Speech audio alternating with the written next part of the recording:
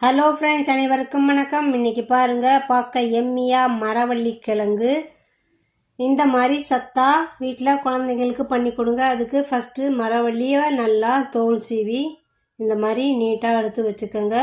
இதில் நான் பாதி அளவு நல்லா துருவி வச்சுக்கிறேன். இந்த மாதிரி துருவலாக துருவி இதில் லைட்டாக கொஞ்சம் உப்பு சேர்த்துக்கோங்க. உப்பு சேர்த்துட்டு 1 கப்பு ரவை, 1 கப்புனா ஒரு 3 டீஸ்பூன் வரும்.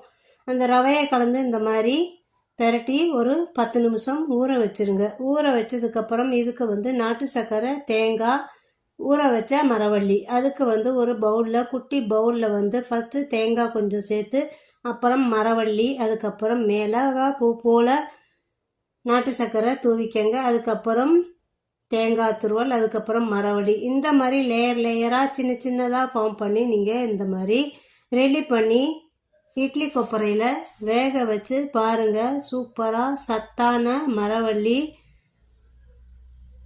புட்டு ரெடி ஆயிரும்.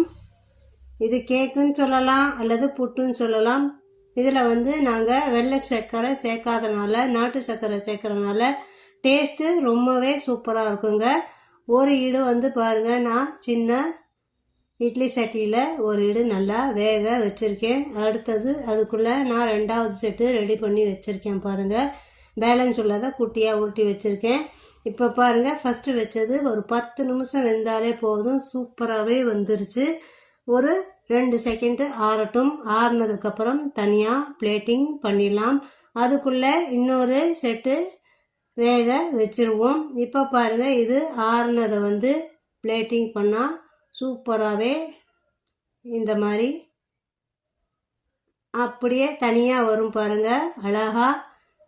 இது சத்தான மரவள்ளி கிழங்கு புட்டு, கேக்கு, நீங்கள் எது வேணாலும் சொல்லலாம். சாப்பிட டேஸ்ட்டாக எம்மியாக இருக்குங்க. வீட்டில் உங்களுக்கு குழந்தைங்களுக்கு இதை மாதிரி ட்ரை பண்ணி பாருங்கள். ஃபஸ்ட் டைம் சேனல் பார்க்குறவங்களா இருந்தால் மறக்காமல் சப்ஸ்கிரைப் பண்ணி வச்சுக்கோங்க.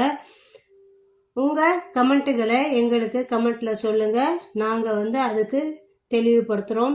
அதே மாதிரி பேலன்ஸ் உள்ள மரவள்ளி கிழங்கு இந்த மாதிரி சின்ன சின்ன பீஸாக கட் பண்ணி அதையும் அதே இட்லி பானையில் தனியாக வேக வச்சுருக்கேன். இந்த வெந்த கிழங்குக்கு ஒரு குட்டி சட்னி பண்ணிடுவோம்.